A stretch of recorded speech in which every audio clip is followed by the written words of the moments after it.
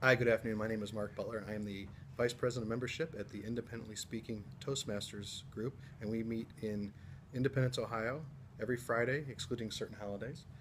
I'm sitting here with John Kavouras. John is actually our club president, and wanted to sit down with him as our second member spotlight type video and ask some questions, because I know there's people out there that are thinking of, should I join Toastmasters? Should I even go to a meeting? I'm a little nervous, that sort of thing. I'm sure you've heard it before. Absolutely. So let me ask you before we get started, John. So how long have you been a member of Toastmasters? I want to answer that and say it's been 5 years that I've actually gone to meetings and joined a club. However, it was probably on my to-do list for 10 years before that because it was something I was always interested in. I always liked the idea of speaking and arguing, argument as far as for its own sake, like rhetoric. And so I always liked that, and I always wanted to be better at it. Finally, about 5 years ago, the opportunity presented itself to me in a, too good to pass up, lunchtime meetings right across the street. So that's when I joined.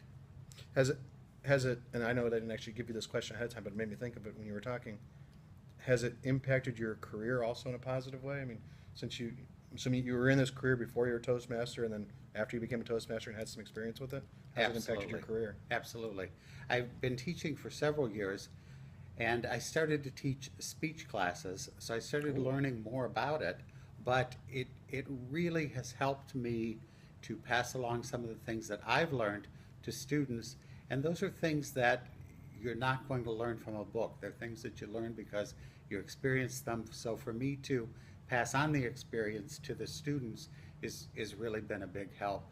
In addition to teaching them more about, you mentioned outside sales, that you're in outside sales, and I know some of our other club members are, but in outside sales, I mean, something like this is invaluable to be able to speak clearly and get your point across.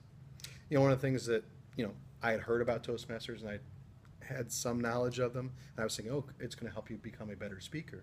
One of the other things that I don't know if many people are as aware of, it helps you become a better leader also.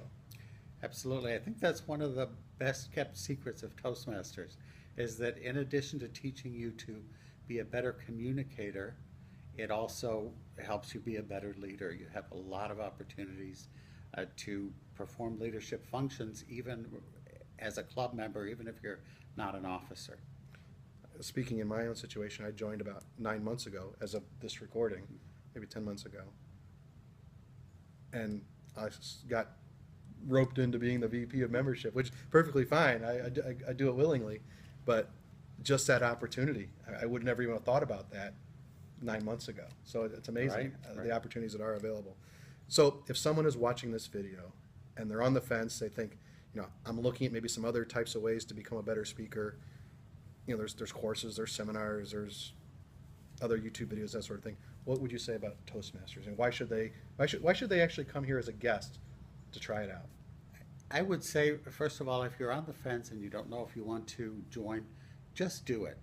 The worst that can happen is you won't enjoy it and you'll find out it's not for you. But the best that can happen is that you will become a better speaker, you'll become a better leader, you'll meet a lot of positive people, and we are certainly happy to have guests. So I would encourage anybody to just do it. And that's kind of with speaking. I've noticed in myself that the initial nervousness that I felt and I had a pretty bad case of being nervous before I was able to speak in public, but what I realized was that the best way is to just do it over and over and over again, and the more you do it, the better you're going to get. And in closing, the more you do it, speaking-wise, the club will provide, very supportive but constructive feedback to help you along your journey. Absolutely. And one thing, before I push stop here, the one thing I specifically wanted to reiterate is this club is extremely welcoming. Guests are always welcome, and if you come and you're a guest and you don't join, so be it. That's fine. So if you become a member, phenomenal. The guests are the members are very supportive and very welcoming.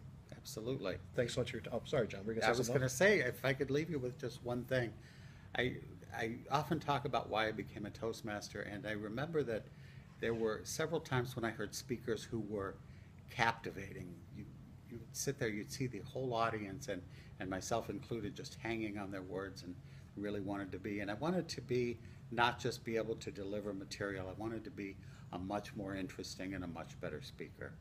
So that was one of the best reasons. All right, so then I'll add one point on top of that. I know we're going Okay. long here, but as we kind of alluded to before, when you speak in this group, there are people who are more experienced speakers who are going to give you that, Right. constructive feedback. I'm not even going to say constructive criticism. It's constructive feedback. People who are in this group are more captivating. That they've gone through that beginner step to the, becoming more of a prolific Absolutely. speaker. Absolutely. So you can get suggestions and feedback from people like that have been through this journey already. Absolutely. Great point. Thanks so much, John. Thanks, Mark.